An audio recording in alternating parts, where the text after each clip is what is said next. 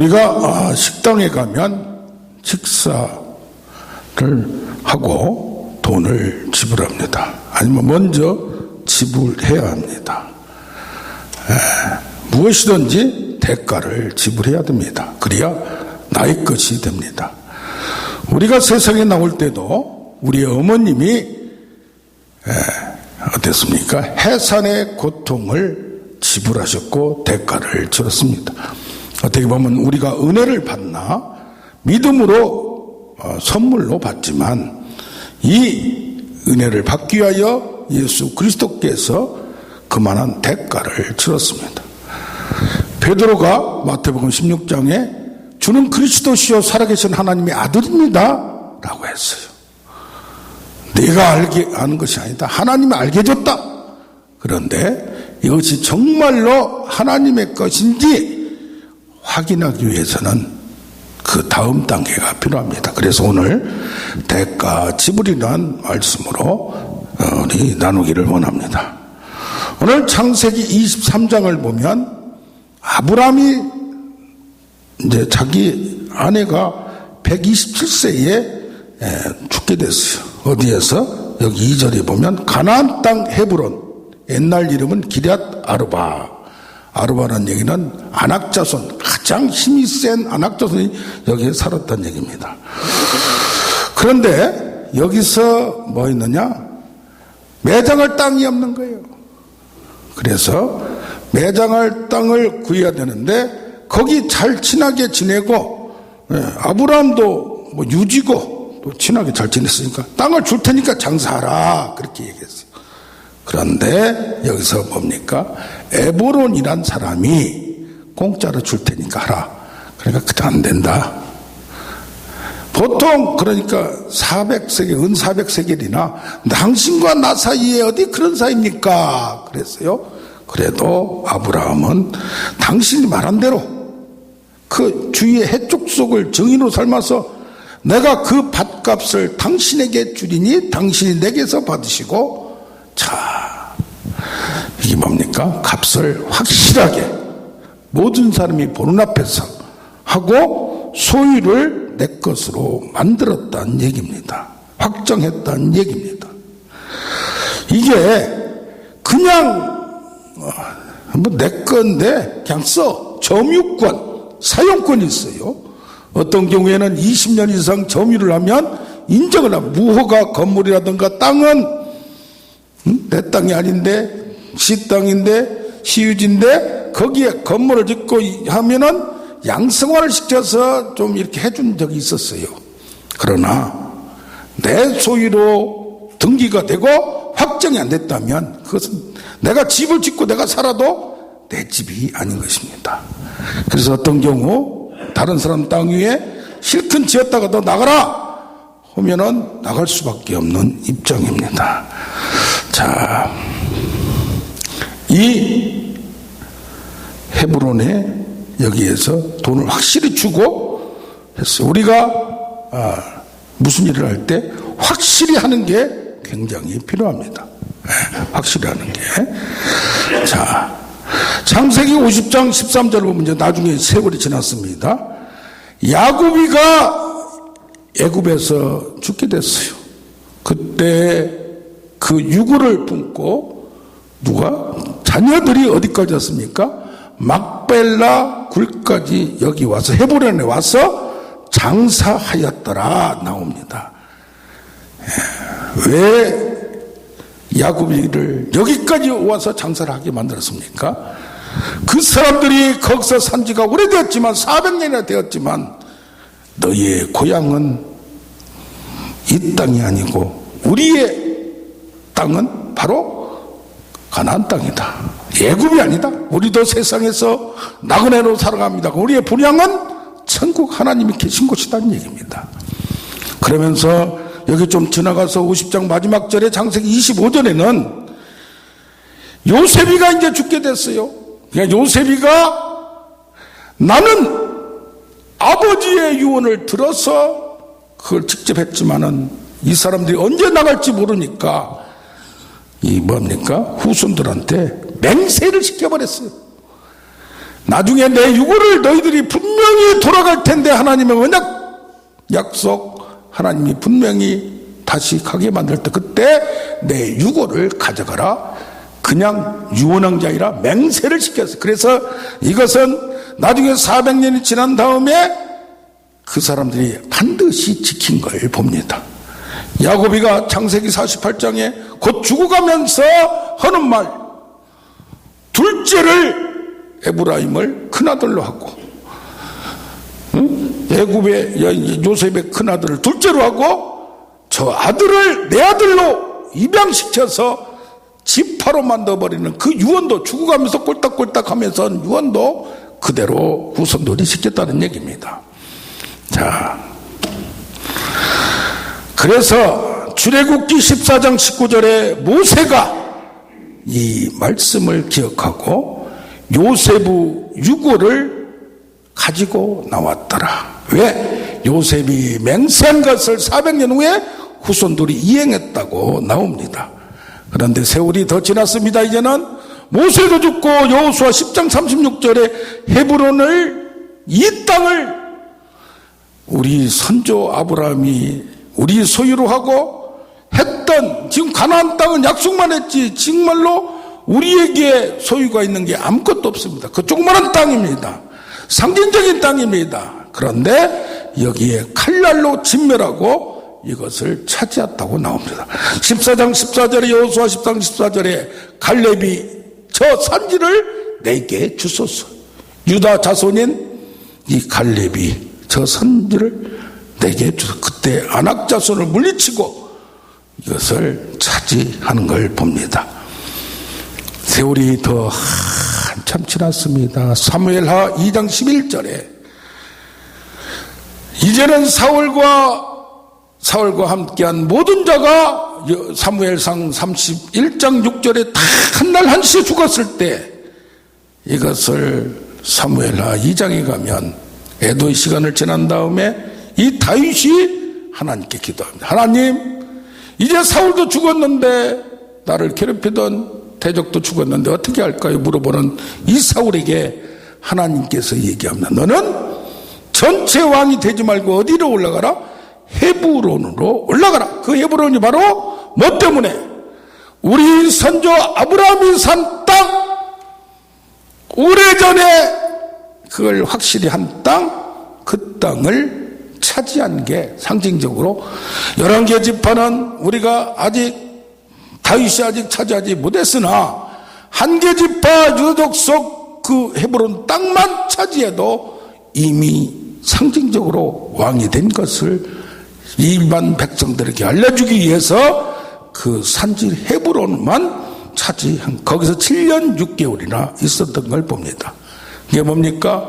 만약에 아브라함이 이것을 자기 소유로 확실하게 안 했다면 나중에 해족속들이 너 나가 해가지고 이것이 소유로 후손들에게 마음속에 우리의 고향은 가나안 땅이라는 것을 잊어버릴 수도 있었을 것입니다.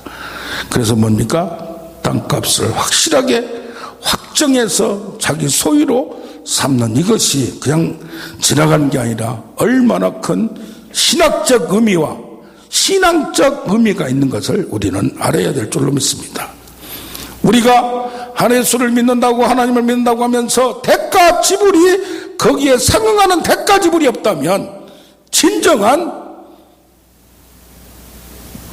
하나님의 백성인지, 또 정말 믿는다는 그 의미가 무엇인지 오늘 더 한번 마음속에 생각해 보길 원합니다.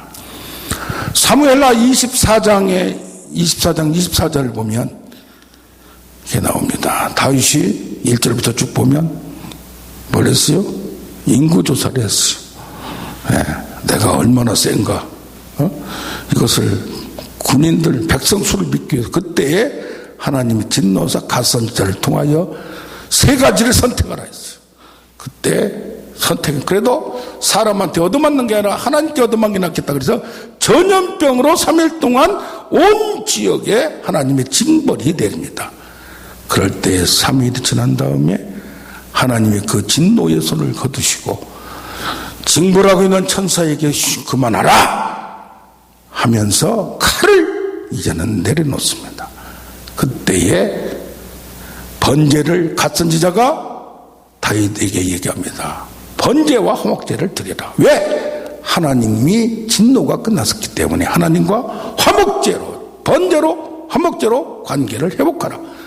그래서 어디서 그 천사가 있던 땅, 섰던 땅을 거기서 드리자 해서 여기에서 뭘 드립니까?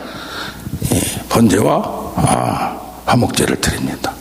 그런데 아나우라는 사람이 왕이 오시는데 이거 그냥 공짜로 가지세요. 모든 것 다 소도 있고 나무도 있고 그 정도야 뭐가 쓰지 않게. 그러나 여기 24장 24절을 보면 뭐라고 말합니까? 사무엘아, 내가 값 주고 내게서 살이라 값 없이는 번제를 드리지 아니하리라. 참, 왜 그렇습니까? 확실하게 내가 드리는 번제, 하나님께 드리는 번제, 나의 제단을 드리는 거 다른 사람 공짜로가 아니라 내가 그 값을 돈이 많고 적은 떠나서 지불하고 내가 하나님 앞에 드리겠다는 얘기예요. 나의 아까운 거, 나의 힘든 거 이걸 드리면서 대가를 지불하고 하겠다는 얘기입니다. 나중에 가면 거기에서 바로 성전을 세운 걸 봅니다. 그래서 그 땅을 그냥 공짜로 얻었다면 자기가 헌신한 게 없고 자기가 피해임이 없고 자기가 대가를 치르는 게 없기 때문에 자기는 아무것도 한 것이 없습니다. 자, 그렇다면 우리에게, 신자에게 하나님을 믿는다고 고백을 했으면 무엇을 해야 그 대가를 지불하는 것이 되는가? 정말로 저 사람이 믿는 자인가? 저 사람이 정말 나를 사랑하는가? 남자가 나를 사랑하는가? 여자가 나를 사랑하는가? 부모가 나를 사랑하는가? 자녀가 부모를 사랑하는가? 아까움이 없습니다. 어떤 때는 부모는 자식을 위하여 몸까지 드립니다. 죽음까지 대신 죽을 수 있는 것이 바로 사랑이고, 대가를 지불한다면 마지막 순간에 부모가 내가 살아야 되냐 아들이 살이냐 결정을 하고 할 때, 물에 빠져갈 때 그 잠깐 차이에 모든 부모는 자식을 살리고 자기는 죽는 겁니다. 그게 바로 진짜 어머니고, 가짜 어머니는 솔로몬이 그렇지 않습니까? 네 아들이 내 아들을 죽이자 하니까 진짜 어머니는 양보를 합니다. 내가 어떤 벌을 받더라도 아들만은 살리라는.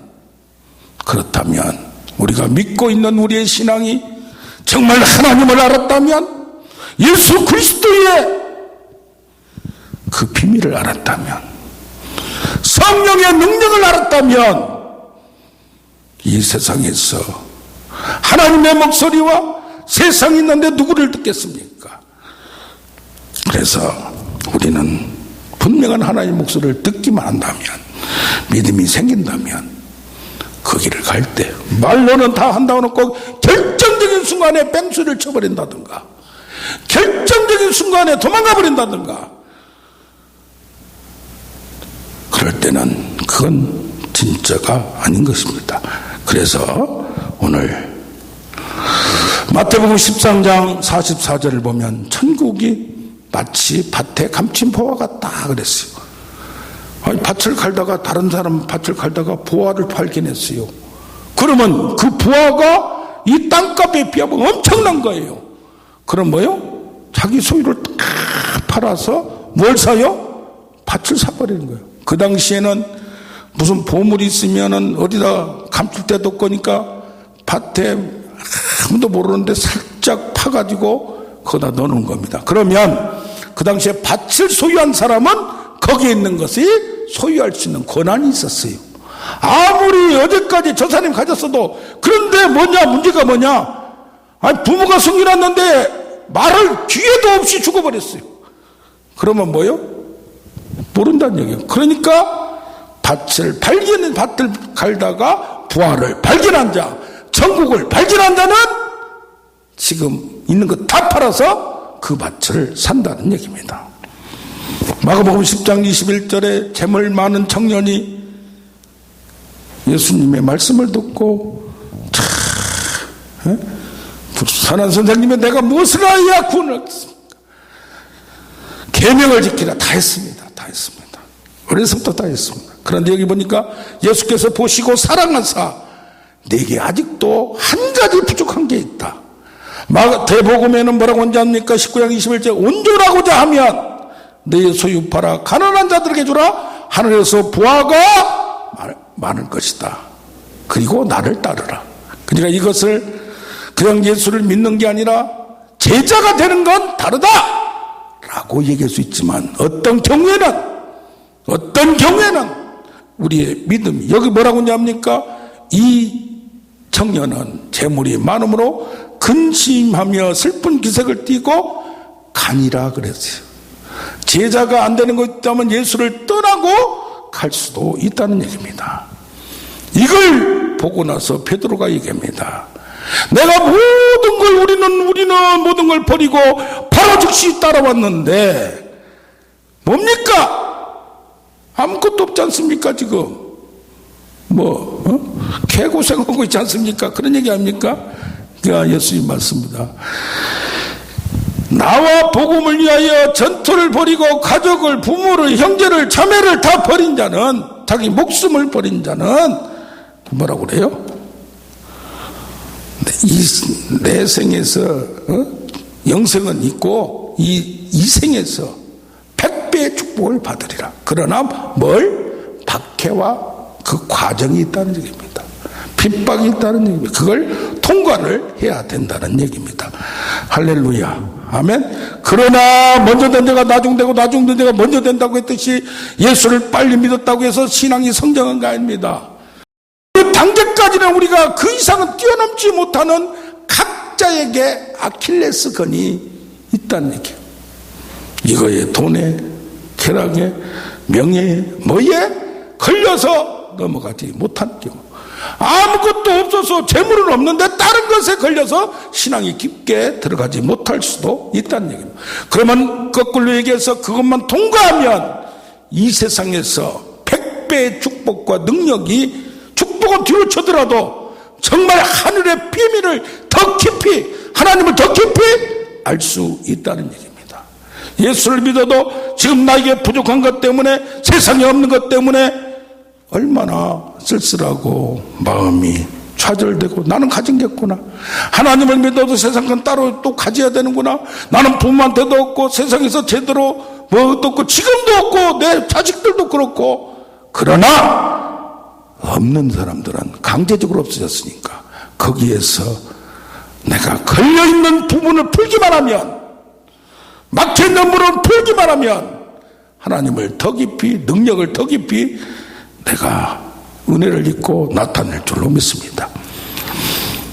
이 아브라함이 지금 사라를 위하여 헤브론 땅을 확정했다면 이 아브라함이 버린 것이 있습니다. 버린 것이 있어요. 내려놓는 게 있어요. 창세기 12장 1절에 본토 친척 아비 집을 떠나낼 때는 자기 환경, 세상의 환경, 나를 가로막고 있는 환경을 떠났어요. 여기 18장에는 뭘? 첩을, 하갈과 이스마엘을 떠나라, 내쫓아라. 자기가 잘못을 뿌린 잘못된 모든 것들을 끊고 보내버렸어요. 우리가 나도 모르게 잘못되어 있는 큰 사고의 틀, 나의 문제, 어디에 매 있는 것들을 끊어버리는 이런 결단을 내렸어요.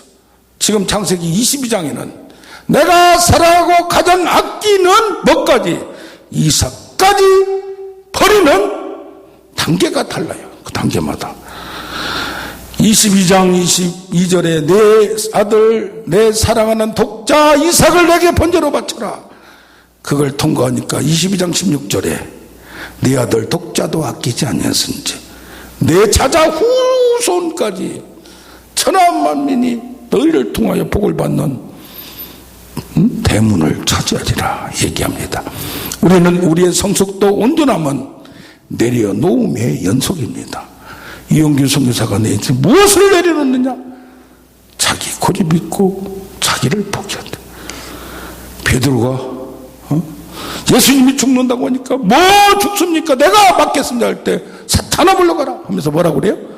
자기를 부인하고 내려놓는다고 자기를 부인한다. 가장 적은 내 자신이. 모세한테도 내가 40년 동안 먹여 살리고 너를 지탱했던 지팡이를 던져버리라고 했어. 이것이 내가 의지했던 것, 내가 가장 옳다고 생각했던 것까지 하나님의 사고로, 영의 생각으로 바꾸는 것이 나도 모르게 쌓이는 모든 것을 참 성령께서 계시를 줘서 깨닫게 할 줄로 믿습니다. 아멘. 그게 힘들어요. 참 힘들어요. 은사를 받고 뭐 성경도 하는데 내가 내 자신에 있는 가로막는 이것이 무엇인지가 기도하면서 하는 건 하나님의 뜻을 알아가는데 내 안에 나를 하나님과 가까이 하지 못하는 것들을 발견하고 끊어버리는 우리가 되기를 원합니다.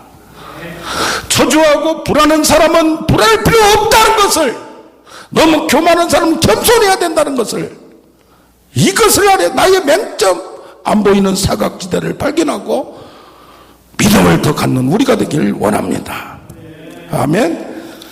미국에 세이비어 교회가 있어요. 세이비어 교회. 세이비어 교회가 워싱턴에서 2마일밖에 안 돼요. 그러면 4km밖에 안 돼요. 3, 4km. 그런데 거기에 1947년에 고든 고스비 목사님이 개척해서 2010년 63년간을 했는데 그동안에 9개 자매교회와 40여 개의 선교기관을 만들었어요. 그런데 교인이 150명 이상 된 적이 없어요.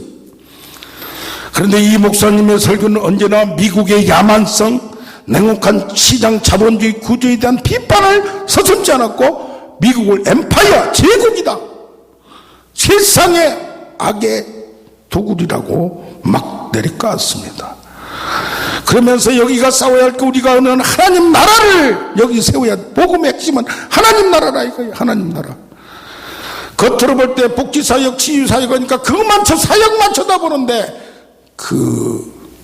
이 고스민 목사님의 신학과 신앙은 수준이 다른 거예요. 그러면서 뭐랍니까? 예수 믿기 위해서 자기를 성찰하고 예수 따르기, 예수로 살기, 그게 바로 십자가 지기 운동이에요. 그게 뭐냐?